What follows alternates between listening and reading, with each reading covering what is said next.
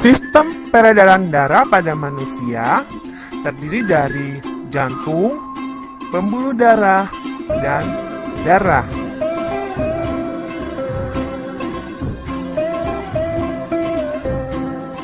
Yang perlu kamu ketahui tentang bagian-bagian jantung, yang pertama yaitu serambi kanan atau atrium dexter, serambi kiri atau atrium sinister, bilik kanan atau ventricle dexter, bilik kiri atau ventricle sinister.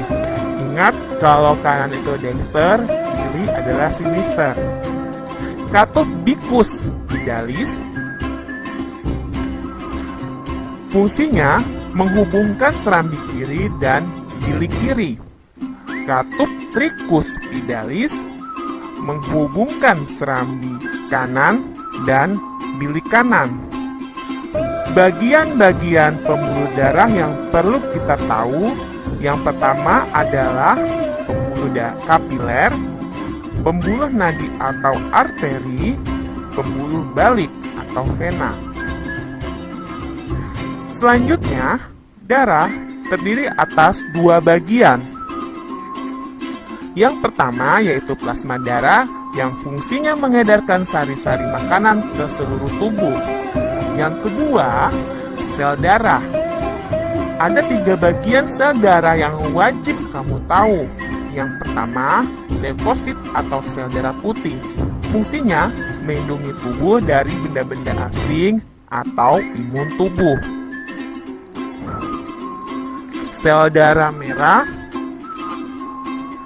atau eritrosit fungsinya mengedarkan oksigen ke seluruh tubuh. Trombosit disebut juga keping darah atau platelet, fungsinya membukukan darah, dibentuk di sumsum tulang dan dihancurkan oleh limpa.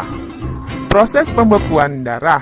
Pertama, luka mengakibatkan trombosit pecah, lalu keluarkan enzim trombokinase atau tromboplastin.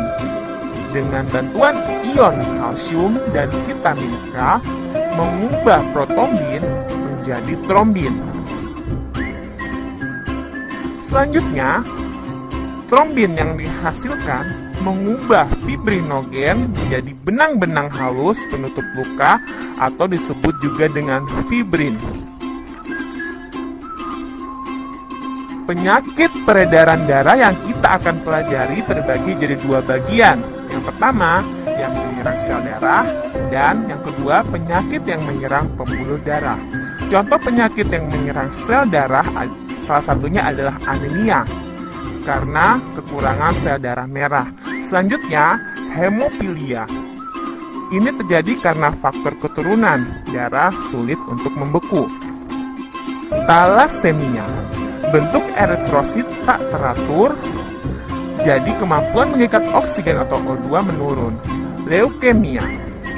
Karena jumlah sel darah putih meningkat. Leukopeni, jumlah leukosit menurun dan kurang dari normal. Penyakit yang menyerang pembuluh darah, contohnya arteriosklerosis. Ini disebabkan karena pembuluh darah tersumbat zat kapur. Jantung koroner. Koroner, karena darah menggumpal di arteri koronaria, bisa menyebabkan serangan jantung. Artero, kalau artero itu karena kapur, kalau arterio karena tersumbat lemak dan kolesterol. Perhatikan baik-baik. Varises.